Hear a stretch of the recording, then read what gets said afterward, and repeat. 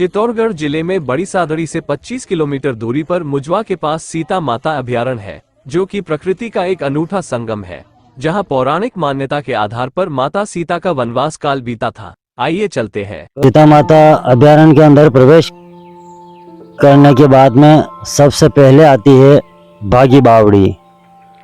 बागी बावड़ी आती है।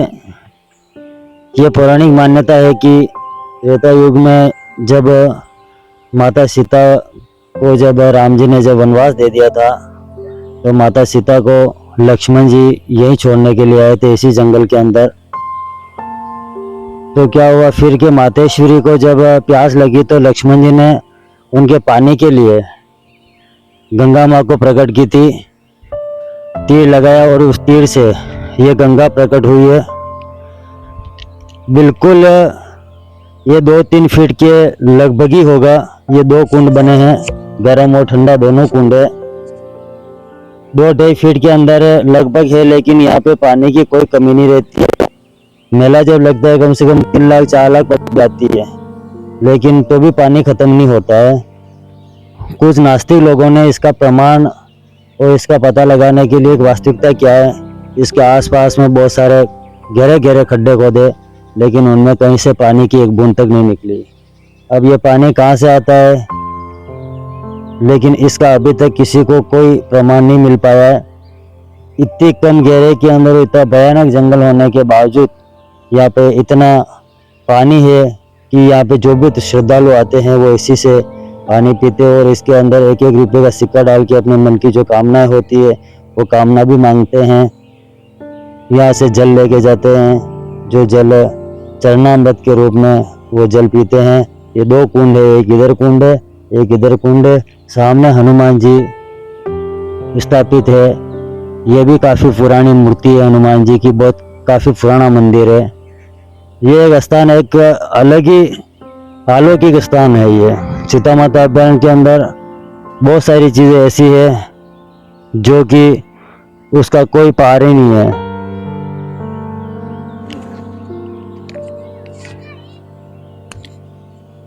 यह है वाल्मीकि आश्रम, जहाँ पर माता सीता को जब वनवास हुआ तो लक्ष्मण जी माता सीता को यहाँ छोड़ के गए थे, जहाँ पे वाल्मीकि ऋषि तपस्या करते थे। ये वाल्मीकि आश्रम के नाम से यह स्थान प्रसिद्ध है। यहाँ पर एक ही नदी है, एक ही नदी के अंदर 2 प्रकार का जल एक ही नदी के अंदर है। यह नदी है, इसी नदी के अंदर यह है गरम जलधारा। यहाँ पे गरम जलधारा, यहाँ पे पानी इसी नदी के अंदर 2 प्रकार से पानी है।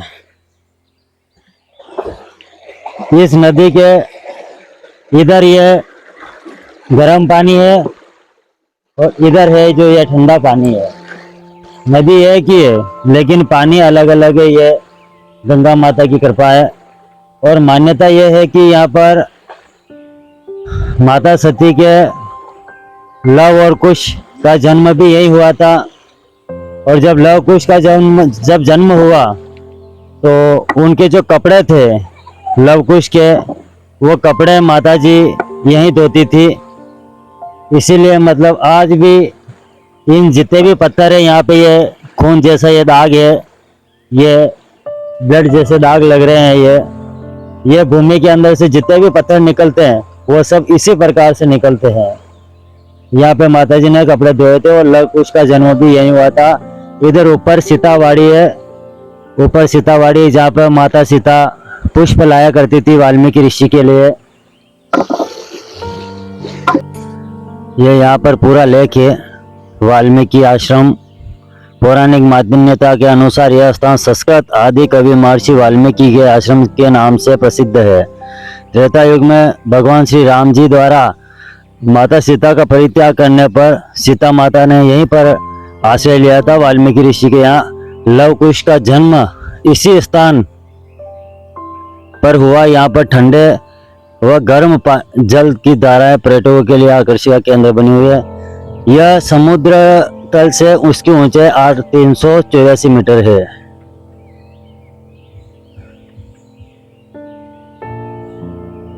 बीघों का बरगद, 12 बीघा का बरगद, मतलब ये 12 बीघे के ऊपर फैला हुआ है।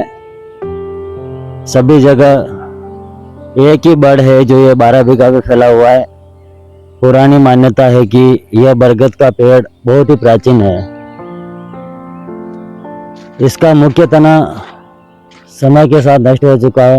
वर्तमान में इसका फैला लगभग 12 बीघा भूभाग में फैल गया है। यहाँ पर माता सीता लव कुश को झूले में झुलाती थी। इसी बड़ के पेड़ के यहाँ पे झूला लगाकर मातेश्वरी लव कुश को झुलाती थी, इसलिए इसको 12 बीघों का बरगद कहा जाता है। बहुत ही विशाल, अभी भी यह 12 बीघे के ऊपर फैला हुआ है। पहले तो बहुत ही ज्यादा था। एक ही गोड़ के यानी कि ये देखो कितने फैलाव हो चुका है। ये 12 बीघों का बड़ला कहा जाता है। सीता माता एक ऐतिहासिक पर्यटन स्थल है। गौरी कुंड पे हपाना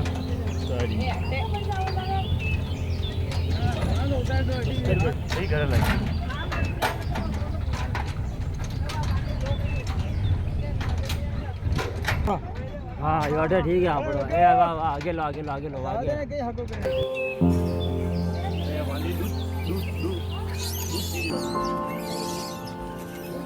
चलने के बाद में आता है हनुमान जी का जो मंदिर।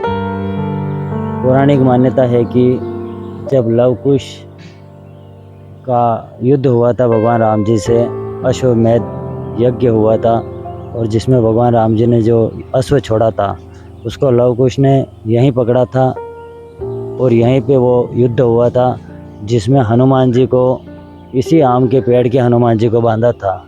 जो ये पेड़ है, ये पेड़ हजारों साल पुराना है। यहाँ के पुजारी और यहाँ के लोगों का कहना है कि इस आम के वृक्ष की कोई उम्र नहीं है, हजारों साल पुराना ये वृक्ष है।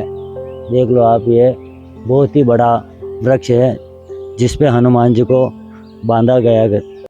अब यहाँ से आगे सीता माता जी ने जो माँ पृथ्वी को प्रार्थना की, और माँ पृथ्वी ने जब सीता माता को अपने गोद में समाया, उस समय ये पहाड़ जो फटा था, ये अभी आगे का जो नज़ारा है, वो नज़ारा जो देख रहे हो आप, ये यानी कि यहाँ से सीता माता ने दोनों तरफ से पहाड़ फटा और सीता माता इसी पहाड़ में होती हुई भूमिगत हो गई।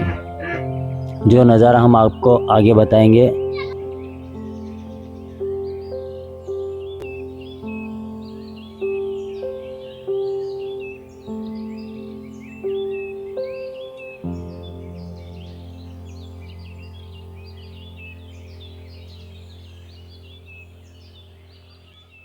ये पूरा पहाड़ फटा था, ये पहाड़ का नज़ारा है।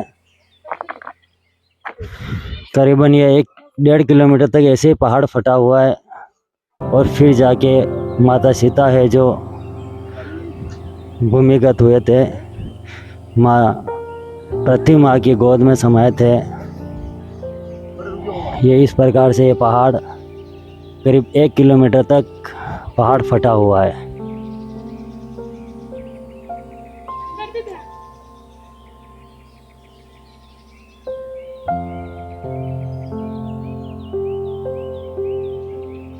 यह करीब 1 किलोमीटर से ज़्यादा दूरी होने पर भी और कंटीले पत्थर होने के बावजूद भी हज़ारों की तादाद में पब्लिक माँ भगवती के दर्शन हेतु आते हैं।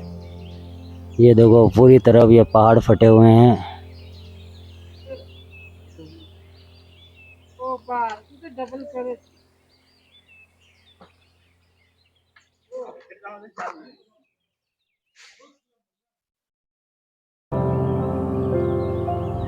यहाँ पर माता सीता भूमिगत हुए थे, और यहाँ की गहराई इतनी है कि लोगों ने मापा तो 12 खाट के नवार जितनी मतलब गहराई इसके अंदर है। इसकी गहराई का कोई प्रमाण नहीं मिला। कितना गहरा है इसका आज तक एक रहस्य बना हुआ है। इसकी गहराई का कोई अनुमान नहीं लग पाया।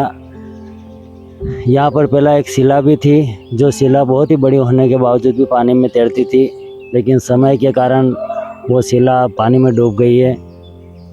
और ये यहाँ पर ये ऊपर है जो सीता माता की एक मूर्ति बैठी हुई है, माँ भगवती की। ये चारों तरफ पहाड़ फटे हुए हैं, ये नज़ारा है। ये जल है जो 12 माह बत्ती गड़ी, मतलब इस जग के अंदर पानी का कोई अभाव नहीं होता है, जल भरा ही रहता है।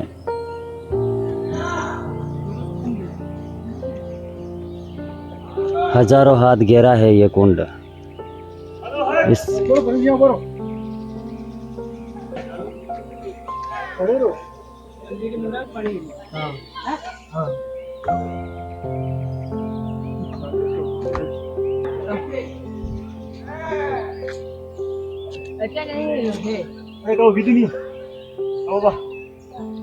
ये है माँ सीता, यहाँ पर विराजमान है माता सीता।